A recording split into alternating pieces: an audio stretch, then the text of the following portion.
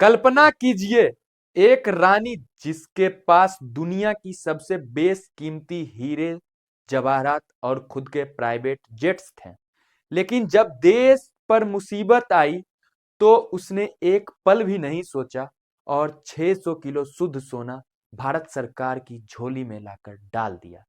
आज जिस दरभंगा एयरपोर्ट से लोग उड़ान भरते हैं, वे कभी उनकी अपनी जमीन थी। पर क्या आप जानते हैं कि इतनी बड़ी रियासत की मालकिन ने अपनी आखिरी सांसें एक साधारण से कमरे में क्यों ली? चलिए जानते हैं दरभंगा की अंतिम महारानी कामसुंदरी देवी की वे कहानी जो इतिहास की किताबों में कहीं खो गई है। महारानी कामसुंदरी का जन्म 22 अक्टूबर 1932 में मधुबनी जिले के मंगरौनी गांव में एक विद्वान मैथिल ब्राह्मण के परिवार में हुआ था। उनके पिता हंसमणि झा एक सम्मानित व्यक्ति थे। उनकी सादगी और संस्कारों से प्रभावित होकर दरभंगा के अंतिम महाराजा महाराजा धीराज कामेश्वर सिंह ने उन्हें अपनी तीसरी पत्नी के रूप में चुना। 1940 के दशक में कुछ रिकॉर्ड के अनुसार 1943 उनकी शादी हुई, तब उनकी उम्र बहुत कम थी। महाराजा की पहले दो पत्नियों महारानी राजलक्ष्मी और महारानी कामसुंदरी प्रिया का कोई उत्तराधिकारी नहीं था। इसीलिए कामसुंदरी देवी से वंश को आगे बढ़ाने की उम्मीद जुड़ी थी। हालांकि नियति को कुछ और ही मंजूर था। महाराज और महारानी की कोई संतान नहीं हुई। यह वह समय था जब महारानी कामसुंदरी देवी ने इतिहास के पन्नों में अपना नाम स्वर्णिम अक्षरों से दर्ज कराया। 1962 में जब चीन ने भारत पर हमला किया, तब देश आर्थिक संकटों से जूझ रहा था। प्रधानमंत्री जवाहरलाल नेहरू ने जनता से मदद की अपील की। दरभंगा राज ने जो किया वह मिसाल बन गया।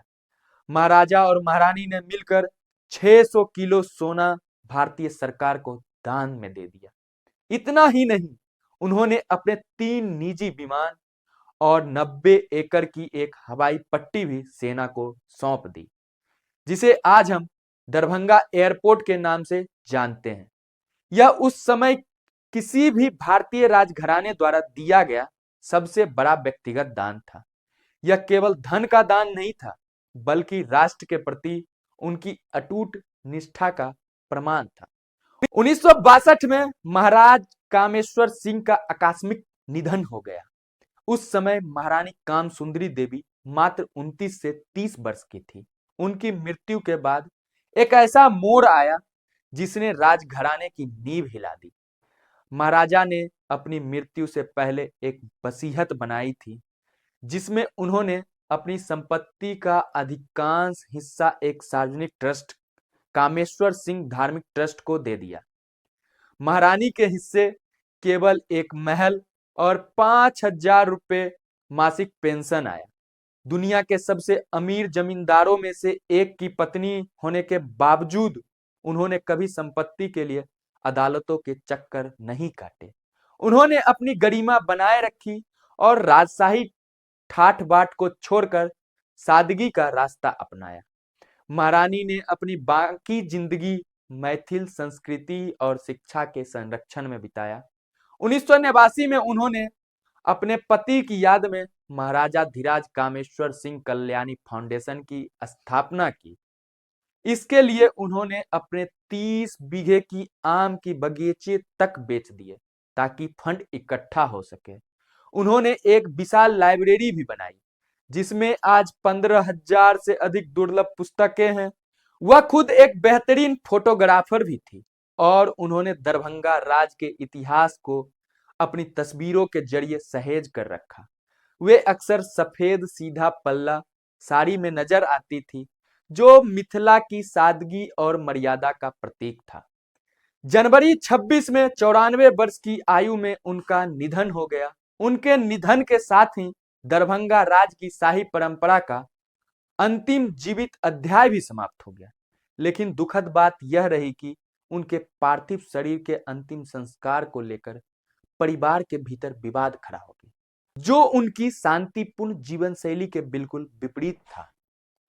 महारानी कामसुंदरी देवी सिर्फ एक राजा की पत्नी नहीं थी, बल्कि वे बदलते भारत की गवाह थी।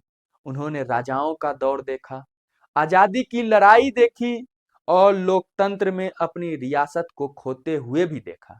लेकिन उन्होंने जो नहीं खोया वो थी अपनी देशभक्ति और मिथिला के प्रति प्रेम। आज जब हम दरभंगा एयरपोर्ट से उड़ान भरते हैं या मिथिला की संस्कृति की बात करते हैं, तो हमें उस महारानी को जरूर याद करना चाहिए जिन्होंने देश के लिए अपना सब कुछ न्यौछावर कर दिया। आपको महारानी कामसुंदरी की यह कहानी कैसी लगी? कमेंट में जरूर बताएं और मिथिला के इस महान गौरव के लिए वीडियो को लाइक और शेयर जरूर करें।